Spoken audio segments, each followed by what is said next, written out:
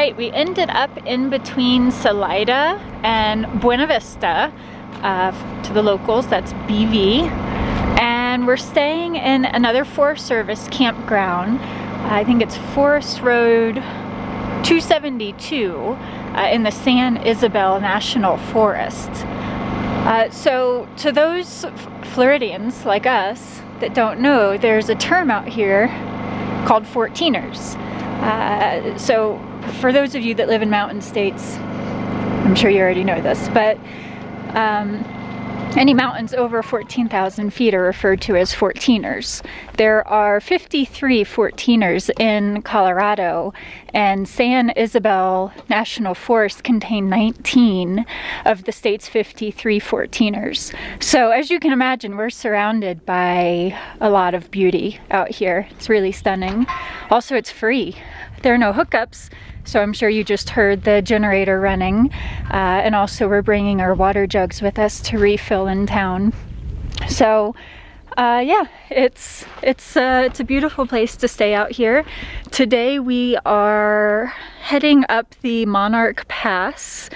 There's supposed to be a, what do you call it, a gondola up there that brings you to the top. That's also an area that the Continental Divide runs through.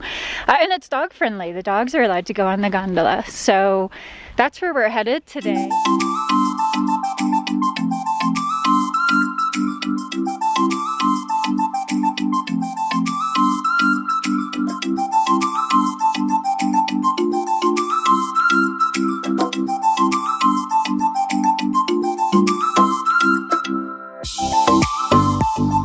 We just got here and the gondola is not running.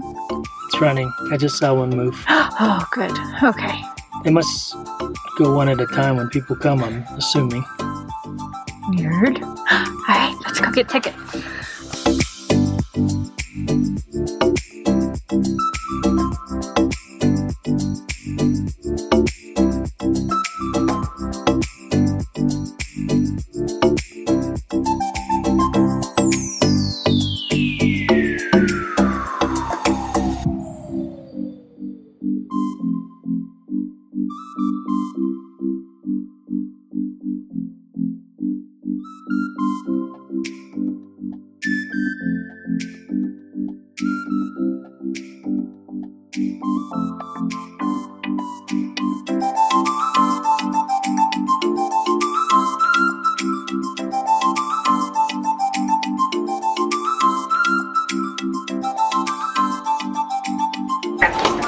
Okay. Sorry. All right, we made it to the summit of the Monarch Pass. The Continental Divide runs right through here, which is sort of like, I guess, an invisible line that cuts the continent east to west and separates which direction the waters flow. So from the east, the Arkansas River flows into the Mississippi and then into the Gulf of Mexico and Atlantic. And to the west, the water runs into the Gunnison River and the Colorado before reaching the Gulf of California and the Pacific Ocean. So, kind of cool.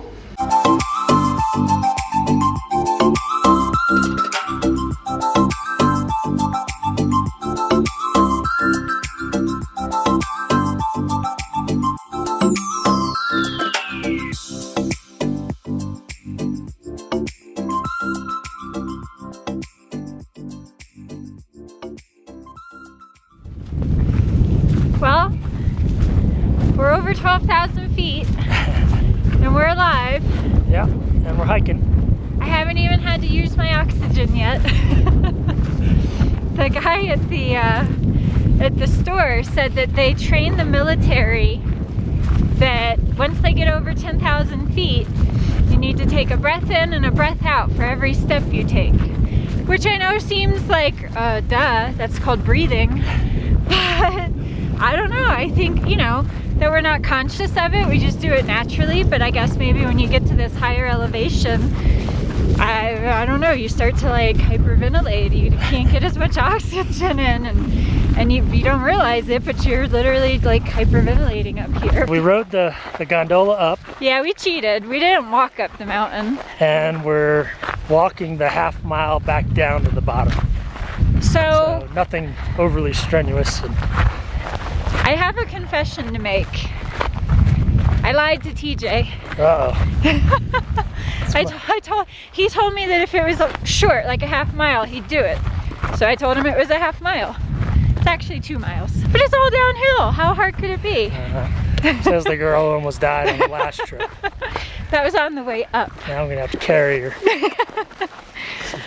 We are much better prepared. You all will be happy to hear. Happier. Did some reading. Took heed to your warnings. Got plenty of water, extra jackets, warm clothes. Yep, I'm wearing my hiking boots. We both are. Actually wearing pants. I was wearing shorts last time, to be clear. And running shoes. Yeah, so we're just walking the road back. It's nothing strenuous. Nope. And it's all downhill. And honestly, I'm not having even a little bit of trouble breathing. No, me neither, truthfully. And it's beautiful up here. I mean, you get 360-degree views. Yep, you can see all the way to Pikes Peak, which is near Colorado Springs. We're in Salida right now. It's about, what, an hour and 45 minutes away from us? Yeah, I think so. Yeah, it's no, pretty clear, so it's pretty beautiful. What is it? It's the Continental Divide Trail. Who did it? Reese Witherspoon in the movies. And a bunch of other people, I'm sure. We made it down. It didn't seem like 2 miles. It was pretty easy. But yeah, now we get to claim our prize of free popcorn at the bottom. Nice. TJ doesn't like popcorn, so I get 2 portions.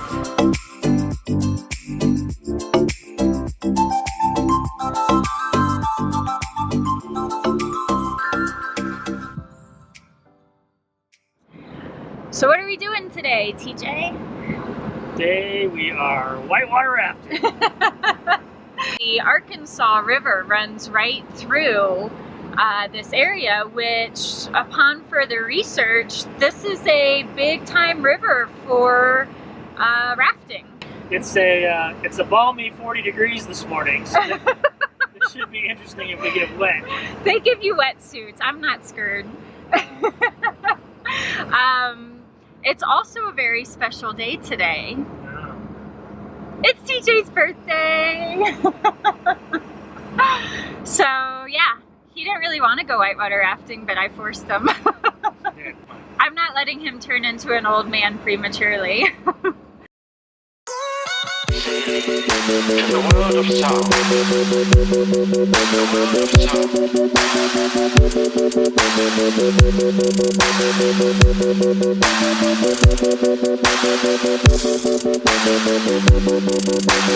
And now we have first drum, a square.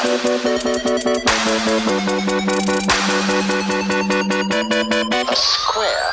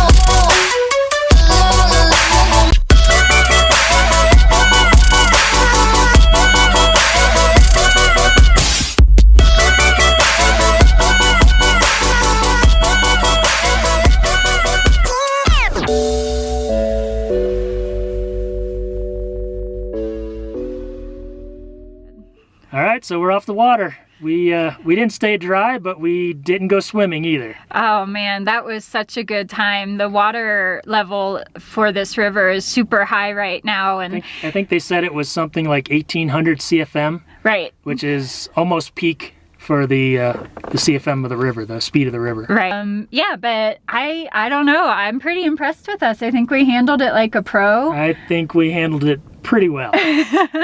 We sure as heck had a great time. Yeah. Wonderful time. Yeah, I now want to come back and be a rafting guide.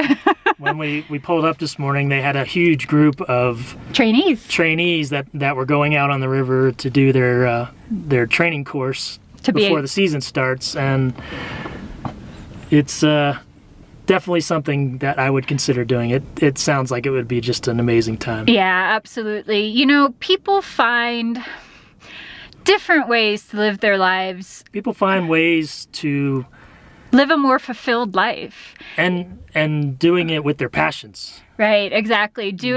Finding the things that they really enjoy doing and doing that. And not, you know, there's I don't know, there's more, in our opinion, there's more to life than just your career and making money and one-upping the Joneses. You know, there's life for us is more than that, and so we love getting out and meeting people that are doing things unconventionally.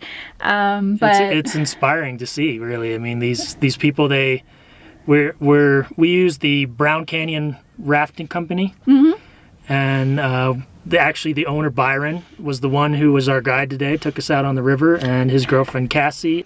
They run this Brown Canyon Rafting Company during the season, and in the off season, either they said they go up and they are ski instructors or do something in the cold weather, or they've been traveling around the world. Yeah, they also surf, so they went to like Costa Rica one year.